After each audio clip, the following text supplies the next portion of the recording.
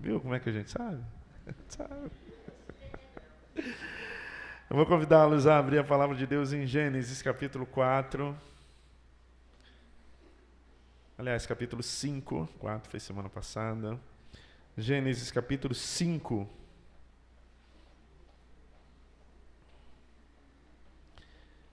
Quero ler um texto da palavra do Senhor.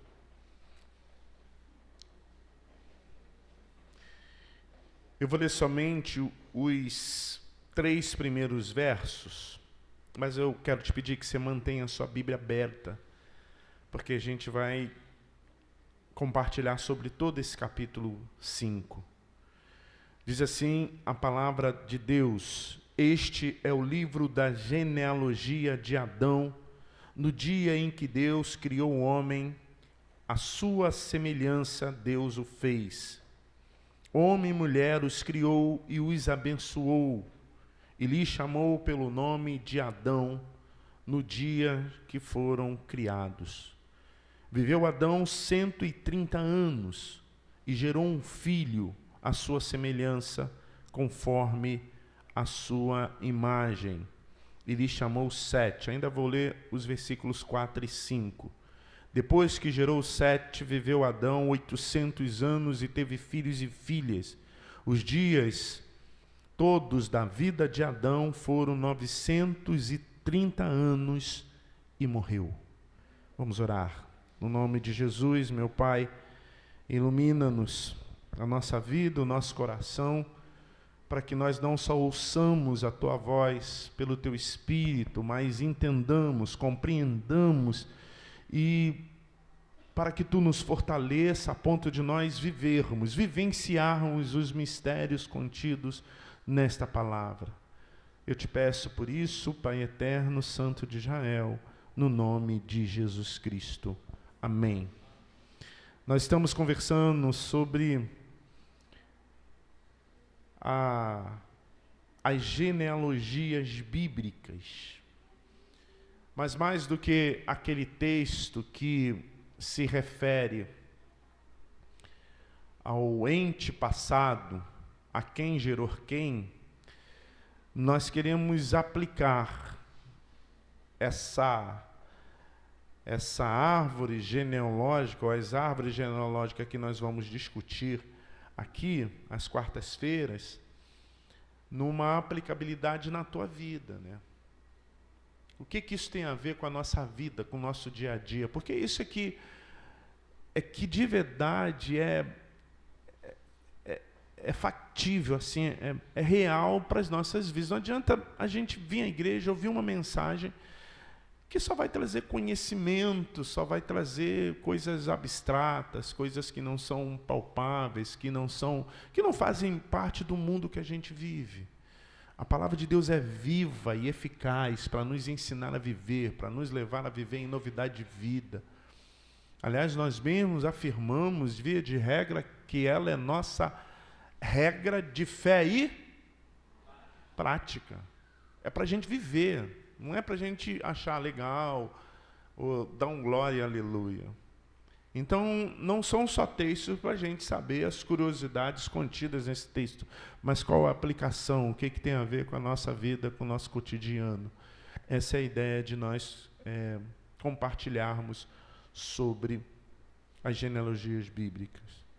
E para que a gente caminhe um pouquinho nessa genealogia, eu vou trazer um pouquinho do que a gente conversou na semana passada. Na semana passada, a gente também viu a genealogia de Adão, mas na linhagem, na via do outro filho dele, o Caim.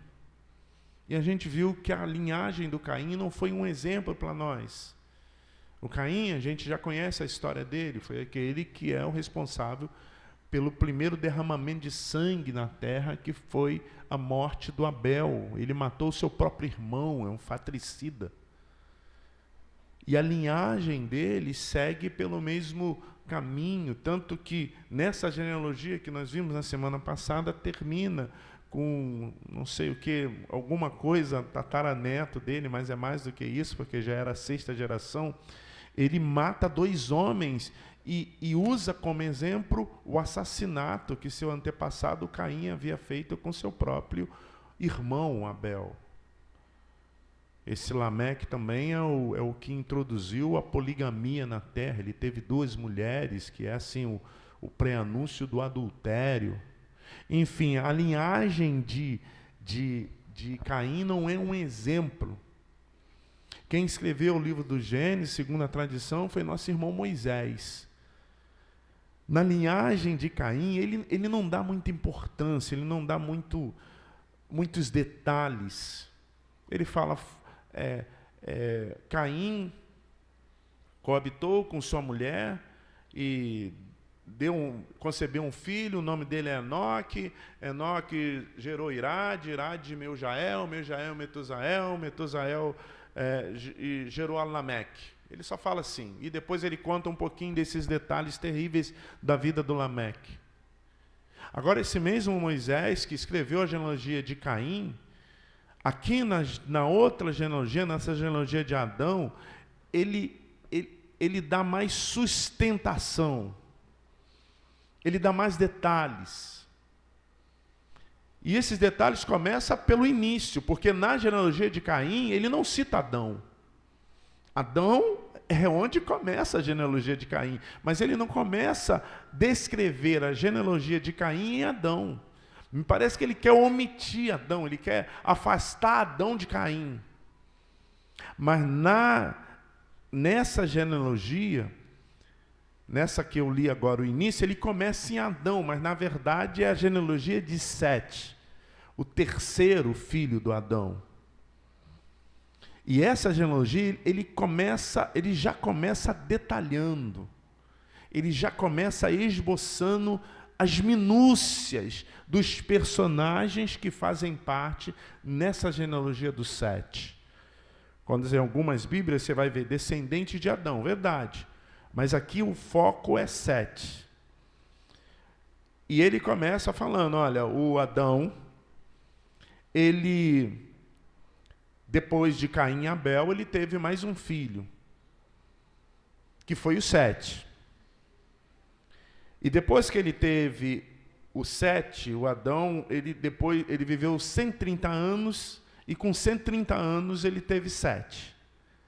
Depois dos 130 anos, até, se não me engano, os 800 anos, no versículo 4, ele teve mais filhos e mais filhas.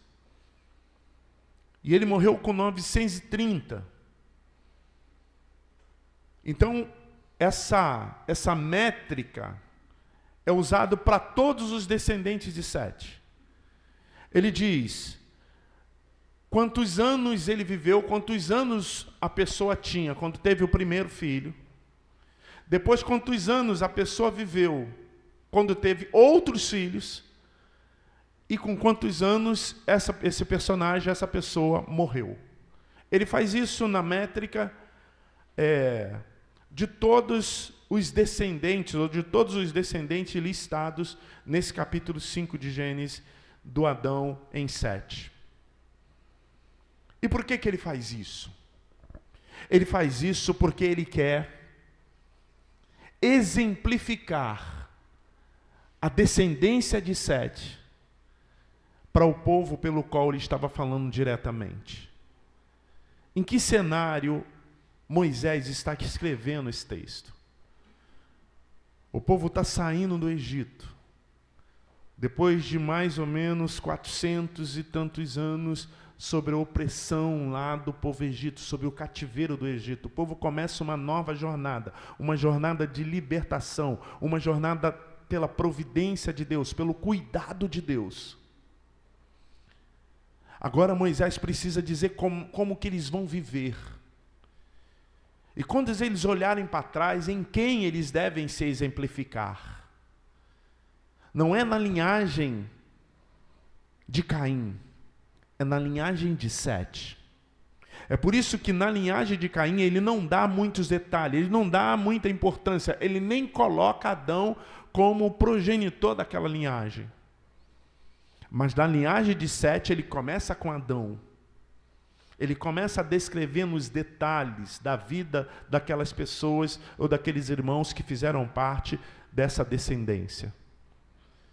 A primeira iniciativa, o primeiro entendimento de Adão, e por que não dizer, o primeiro efeito, a primeira direção de Deus por meio da vida do Moisés, para descrever assim, essa linhagem de Adão em Sete, é o exemplo.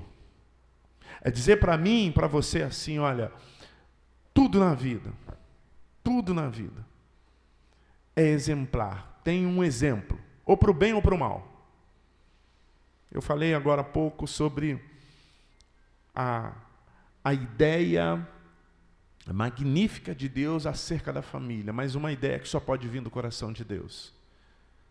De pegar duas pessoas de linhagens diferentes, de descendências diferentes, com gostos diferentes, de famílias diferentes. Ou seja, cada um de nós que somos casados, temos exemplos diferentes. Temos visões diferentes, viemos para o casamento com visões diferentes, no mundo muito pautado nos nossos pais. O meu pai, ele está vendo, ele tinha um negócio com a mamãe, né? A minha mãe, ela sempre foi muito aguerrida, né? Ela sempre que levantava as discussões mais fervorosas em casa, e meu pai sempre foi muito tranquilo. E aí eu vi isso acontecer várias vezes. A minha mãe começava a falar, aí ele estava na cozinha, ele vinha para a sala e sentava na sala. E ela está falando lá no hino e tal, aí ele saía da sala e ia para a varanda. Aí ela está falando lá, daqui a pouco ele saía devagarzinho, abria o portão e ela continuava falando, daqui a pouco ela percebia que ele não estava mais lá.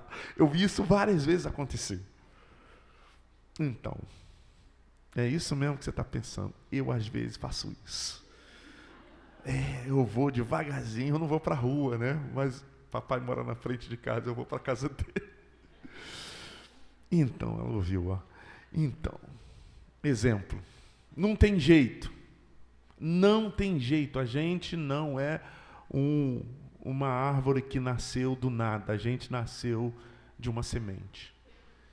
E os nossos pais são nossos exemplos. A nossa família é nossos exemplos. Moisés está reproduzindo isso. Não olhe para a família. Agora, isso que eu acabei de dizer não é um bom exemplo, tá, meninos? Não é um bom exemplo, é um mau exemplo. Não olhe para o mau exemplo. Não olhe para a família de Caim. Olhe para a família, olhe para a descendência de Sete. É em Sete que eu estou construindo a descendência. Não é em Caim. E aí ele continua. Essas sessões, essas 9 sessões que vem falando da descendência de Sete. Depois o Sete gerou Enos, depois gerou Cainã, depois gerou Maalael, depois gerou Jered, depois gerou Enoque, depois gerou Metusalém, ou Matusalém, dependendo da sua tradução, depois Lameque. Em todas essas gerações, a construção é a mesma. Primeiro, com quantos anos ele teve o primogênito? Depois, com quantos anos ainda decorreram para ele ter mais filhos e filhas? Finalmente, quantos anos ele veio a falecer, veio a morrer? Agora, tem algumas indagações que inevitavelmente soltam o nosso coração, os nossos olhos, quando a gente olha para esse texto. É quase que não é, mas é quase uma inveja santa, assim. O Adão viveu 930 anos. O Sete viveu 912 anos. O filho do Sete, o Enos, viveu 905 anos. O Cainã viveu 910 ou 910 anos. O Maalalel viveu 895 anos. Jered, 962. O Enoque, que viveu menos, 365. Depois tem o Matusalém, ou Metusalém, que viveu 969 anos. Finalmente, o Lameque, viveu 777 anos. Amigo, é ano para dar, vender e ficar feliz. Se o maior medo do ser humano é morrer, esses irmãos aqui cansaram de viver. Mas a indagação continua. Eles realmente viveram esse tempo todo, pastor? Esses dias eu aconselho muitos jovens, né? E os jovens acham que a vida é um negócio assim, fora... Eles não entendem muito bem. Aí um jovem disse assim, pastor, quando eu chegar com uns 60, 65, já quero tá indo já. Eu falei, que isso, meu filho? Tá decretando a minha partida tão breve assim? Outro dia eu estava numa reunião de pastores, né? Por isso que...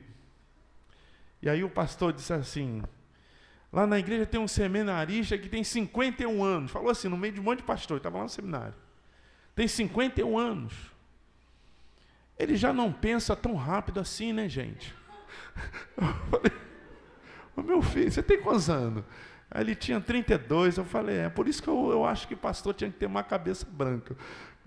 Então, assim, esses irmãos, mas vamos conversar, 969 anos a gente já estava, Senhor, pode, é 969, Dulce.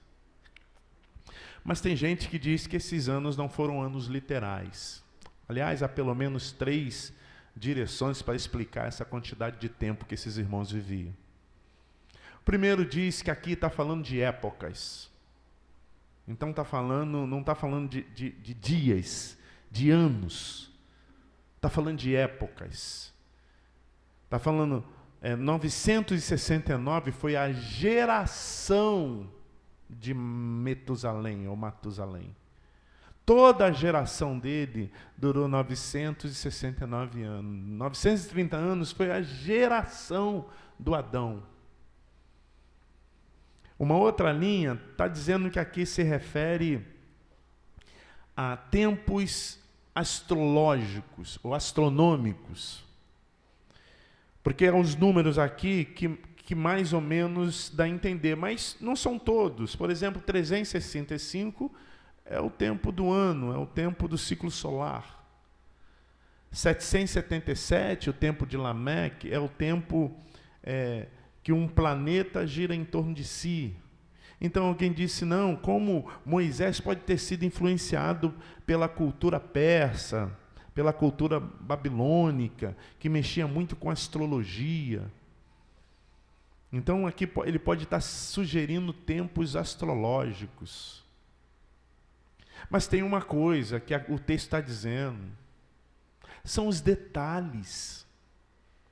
Não é uma coisa grosseira. Quando a gente quer dizer assim,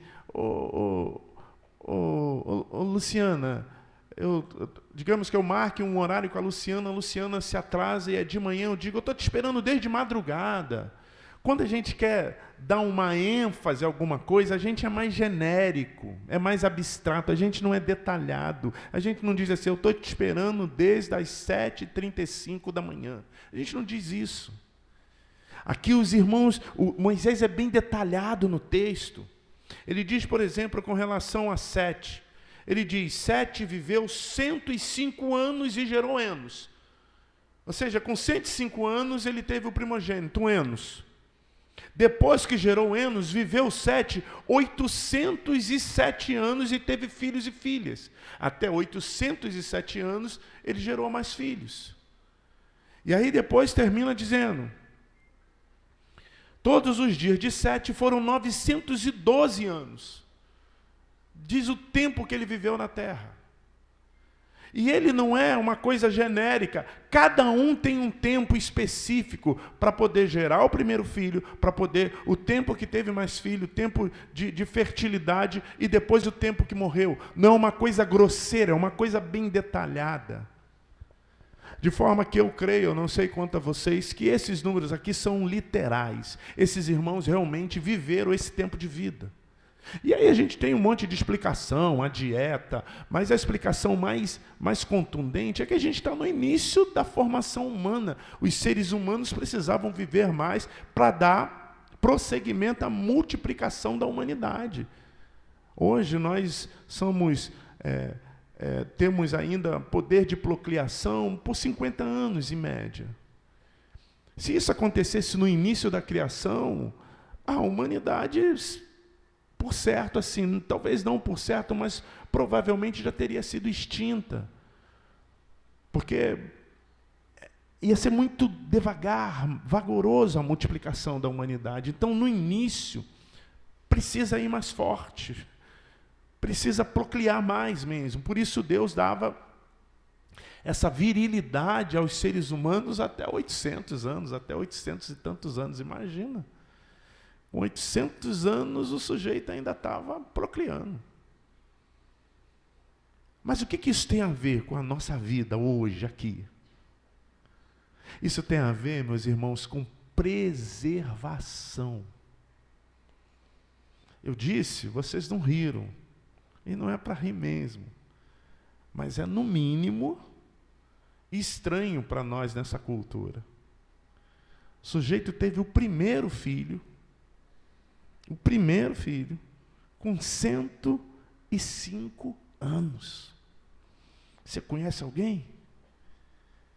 E você acha isso um absurdo? Porque eu acho. Com 105 anos ele teve o primeiro filho.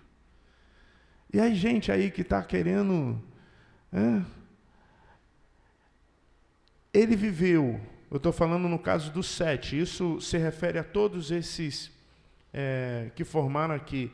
Ele viveu 807 anos e teve filhos e filhas.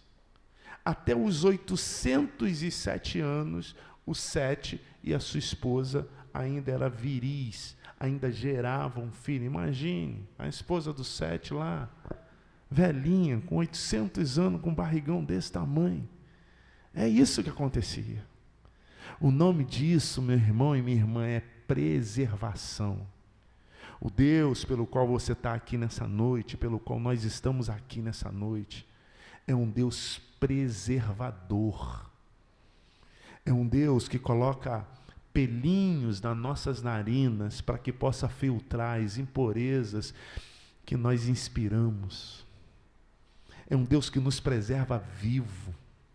É um Deus que faz com que o oxigênio possa nutrir os nossos pulmões. É desse Deus que nós estamos falando. É esse Deus que foi pelo qual João afirmou que ele amou tanto você, tanto, que ele deu o seu único filho, para que em você, crendo nele, você não pereça, mas tenha vida eterna. É um Deus que não deixa estragar, que não deixa perecer. É um Deus que não deixa de lado, que não vira as costas. É um Deus que sustenta, que preserva, que mantém intacto. Esse Deus que fez esse milagre, essa coisa que para nós hoje é inconcebível. Uma pessoa viver 900 anos. Uma pessoa gerar filhos com 800 anos, gerar o primeiro filho com mais de 100 anos. Viver mais de 100 anos para a gente já não é tão simples assim. Esse Deus que faz essas coisas que são incompreensíveis, nós criamos porque está na Bíblia, porque se alguém dissesse para nós não criamos nisso.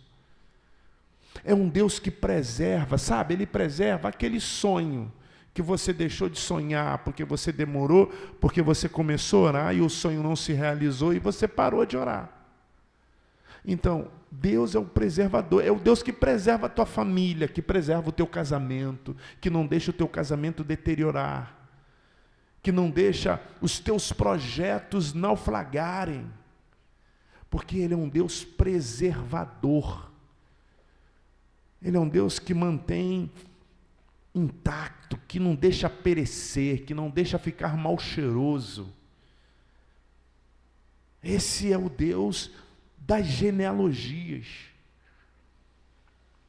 Dentre esses aqui, teve o que viveu mais, que foi o Metusalém, que viveu 969, e teve que o viveu menos. Você percebeu aí quem viveu menos? Hã?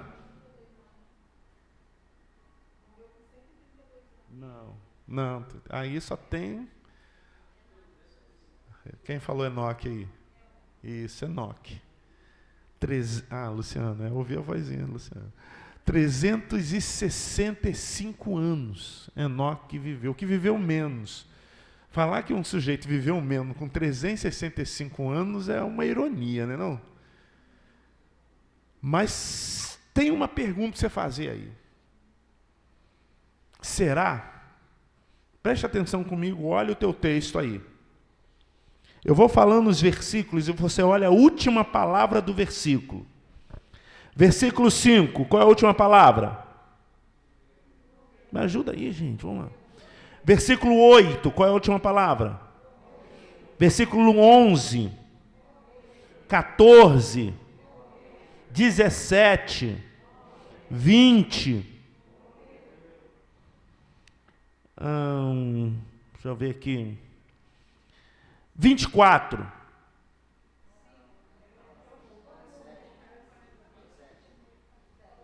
Não, parei, 24 mesmo, não errei não. Todos os que você leram antes, vocês leram de Adão, de Sete, de Enos, de Cainã, de Maalalel, de Jered. Agora o 24 se refere a Enoque. O texto diz: andou Enoque com Deus e já não era, porque Deus o tomou para si. O 27 fala do Metusalém, o final diz morreu. O 31 fala do Lameque, no final diz morreu. Ou seja, todos que fizeram parte da genealogia de Sete, no final, viveram muito tempo. Muito tempo. A maioria deles acima de 900 anos. Mas um dia, Luciana morreu. Exceto Enoque. Então, quando a gente olha e diz assim, Enoque foi quem viveu menos. 365 anos. O problema é que todos os outros, no final, morreram. Enoque não experimentou da primeira morte. Então, Enoque, de verdade, foi quem está vivendo mais. Porque nem morrer, ele morreu. O que isso tem a ver com a tua vida e com a minha vida? Volto a dizer. Sabe aquele propósito do teu coração? Aquele sonho, sabe? Aquela conversa que você teve com Deus. Eu sempre me refiro ao dia 31 de dezembro, porque é um dia meio místico, né? O pessoal faz aqueles negócios, sabe? Que já foi amortecido no seu ser. Sabe, você que está dizendo assim, meu noivo é Jesus. Eu creio nisso. Mas pode ser que o teu coração ainda quer um companheiro, uma companheira.